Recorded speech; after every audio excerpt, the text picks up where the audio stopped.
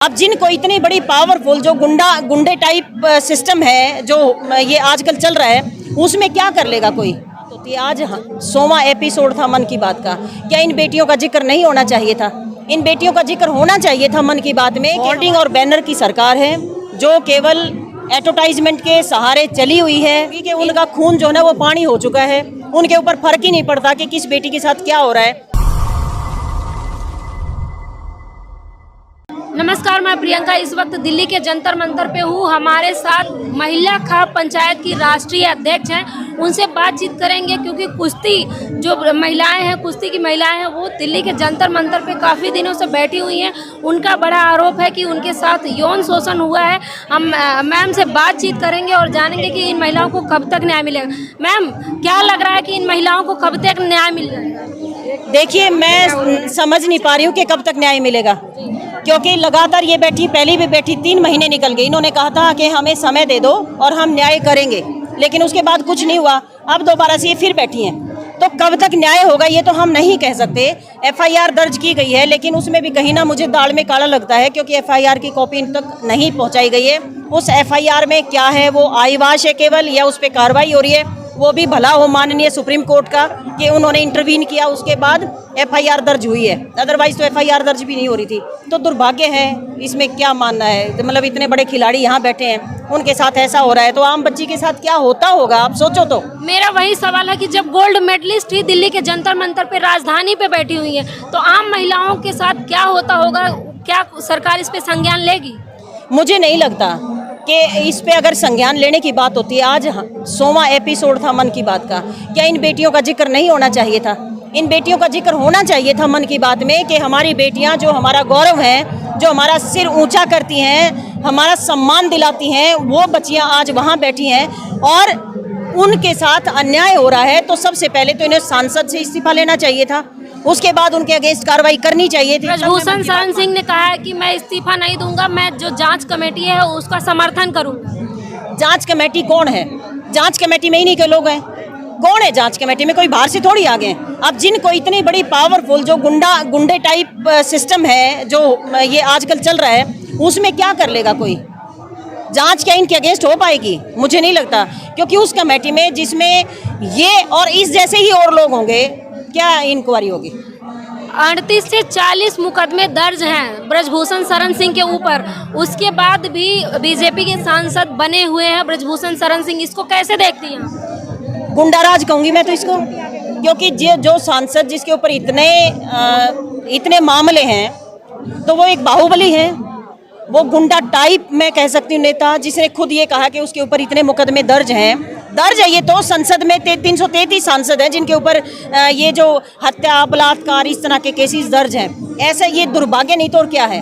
और ऐसा सांसद जिसके ऊपर हमारी जो लड़कियां, वो लड़कियां जो देश का नाम रोशन करती हैं, वो हमारे खिलाड़ी उसके ऊपर इल्ज़ाम लगा रहे हैं और कोई कार्रवाई नहीं होती। तो जहां बीजेपी पार्टी कहती है हमारा ईमान, महिलाओं का सम्मान, आप जब देखेंगी तो चौक चौराहों से लेके बाजार गलियों में बड़े बड़े होर्डिंग बैनर दिखाई देते हैं। केवल बैनर ही हैं। बिल्किस बानो कहाँ गई? भूल गए क्या?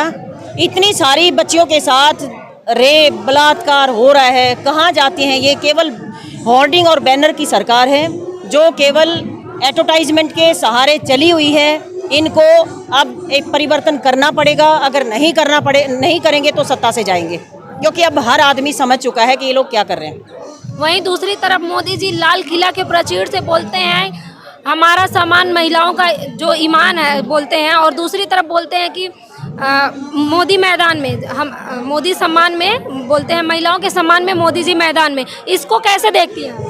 मैं तो तब मानती इसको कि महिलाओं के सम्मान में मोदी मैदान में, महिलाओं के सम्मान में मोदी यहाँ मैदान में आते ना।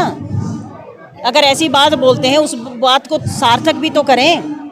वो इस बात को अगर सार्थक करते हुए तब मानते जब इन बच्चियों की बात करते, इनसे बात करते। क्या इन बच्चियों को वो जानते नहीं? क्या ये अननोन बच्चियां हैं? इनसे उनको अब तक बात करनी चाहिए थी, और इनके साथ जो अन्याय हो रहा है उसमें उनको खुद इंटरफेयर करना चाहिए था और सांसद का इस्तीफा लेना चाहिए था। वहीं तमाम बीजेपी पार्टी में महिला नेता भी हैं, तमाम मुद्दों पे खुल के बोलती हैं, लेकिन जब आज ये महिलाएं, यहाँ पहलवान महिलाएं धरने पे बैठी हुई हैं, इस पे क्यों नहीं बोल रही? देखिए, मुझे तो कहीं दिखाई नहीं देती हैं।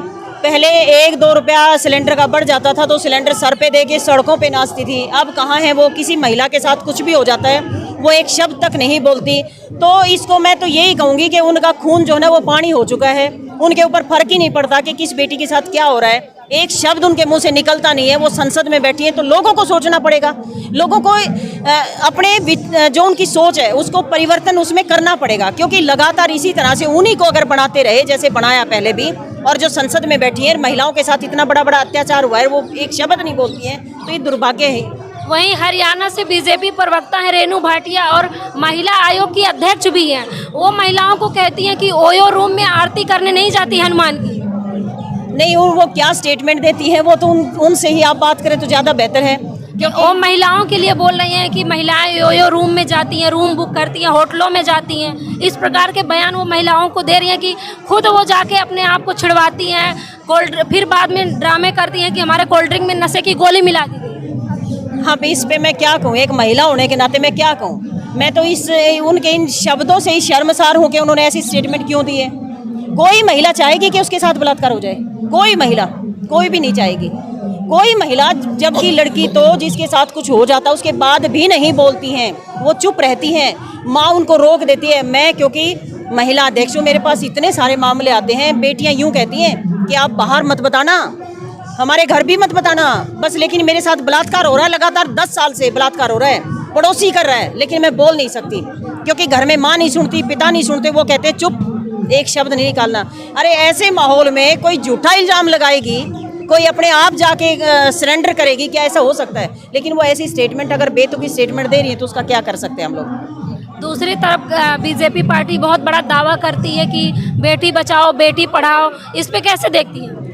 देखिए, दावा तो ठीक है, दावा किया, हमने भी समर्थन किया, लेकिन उस दावे के सार्थक तो करें। किसी बेटी के साथ अन्याय होता है तब तो कुछ कहें। ये हमारी बेटियां बैठी हैं जंतर मंतर पे, तो कुछ तो बोलें, इनका सॉल्यूशन कर सकते हैं। 1 सेकंड का काम है।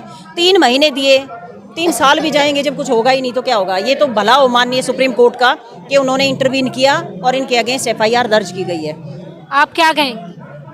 हाँ जी, मैं तो क्या कहूँगी, जो आप बीजेपी की महिलाओं के बारे में बात कर रहे हो तो उन्होंने अपने पद का लालच है, वो कभी हमारा पद ना छिन जाए, नहीं तो महिलाओं के साथ उन्होंने खड़ा होना चाहिए था। लेकिन वो जो लालच में डूबे पड़े हैं, और ये सोचना चाहिए कि सारी बार सरकार एक ही नहीं रहेगी, दूसरी सरकार भी आएगी। आज इन महिलाओं के साथ है, कल हमारे साथ भी हो सकता है। दूसरा, जो हरियाणा की हमारी खिलाड़ी हैं, हरियाणा बहुत ही मजबूत है, अपनी इज्जत के लिए बहुत ही मतलब सब कुछ कर सकता है, और हमारे सारे चाचे ताऊ भाई भतीजे सब यहाँ पर आए हुए हैं, सब हमारा समर्थन कर रहे हैं। तो ये हारने वाली नहीं है, इनको एक दिन जरूर न्याय मिलेगा और यही हम आशा करते हैं। दूसरी तरफ ब्रजभूषण बड़ा आरोप लगा रहे हैं कि सिर्फ हरियाणा से ही लड़कियां निकल के आ रही हैं कि इनके साथ यौन शोषण हुआ, और राज्यों की महिलाएं नहीं आ रही। देखिए, हरियाणा की बेटियों में दम है, इसीलिए वो मेडल लेके आ रही हैं, और वो दम है तो वो अपने साथ जो बर्दाश्त वो नहीं कर पाएंगे जो उनके साथ अन्याय हो रहा है, इसलिए वो बोल रही है। हरियाणा की का क्या मतलब है? हर किसी के साथ वो छेड़खानी करेंगे क्या? इनके साथ हुआ ये बोल रही हैं, इतना काफ़ी नहीं है क्या? हर महिला के साथ वो करेंगे तब कुछ होगा? ये क्या स्टेटमेंट हुई? जब ये हरियाणा से ही महिलाएं गोल्ड मेडल लेके आती हैं बच्चियां, तब तो फोटो बीजेपी पार्टी के नेता खिंचवाते हैं, और अब एक ट्वीट क्यों नहीं आ रहा? मैं वही तो कह रही हूँ ना कि हरियाणा का क्या मतलब। अब परिवार पे आ जाते हैं। अब यही परिवार है जिसने अपनी बच्चियों को अखाड़ों में भेजा है। इससे पहले कोई अपनी बच्चियों को अखाड़े में नहीं भेजता था। तो ये तो बड़प्पन की बात है, बड़े होने की बात है। इसमें दुर्भाग्य इस बात का है कि इस तरह की स्टेटमेंट आ रही है। वहाँ से हमारी शुरू हुई है रेसलिंग की, नहीं तो लड़कियों को कौन रेसलिंग कराता था? हर कोई डरता है, अपनी बच्ची की सुरक्षा के लेकर हर कोई चिंतित है। तो ऐसे में ये जो परिवार आगे आया, अपनी बच्चियों को लेकर अखाड़ों में गया है, इनकी तैयारियां करवाई हैं बिना सुविधाओं के, यहाँ तक उन्होंने मेहनत कराई है कि देश का नाम रोशन इन्होंने किया। उसके बाद ये स्टेटमेंट देते हैं तो ये तो बड़ा दुर्भाग्य ही है। तो देख लीजिए, ये महिला खाप पंचायत की राष्ट्रीय अध्यक्ष थी हमारे साथ, और कह रही हैं कि दुर्भाग्य की बात है देश के लिए कि जब ये महिलाएं ही यहाँ दिल्ली के जंतर मंतर पे बैठी हुई हैं। इस खबर पे आपकी क्या राय है, हमें कमेंट बॉक्स में जरूर बताएं। धन्यवाद।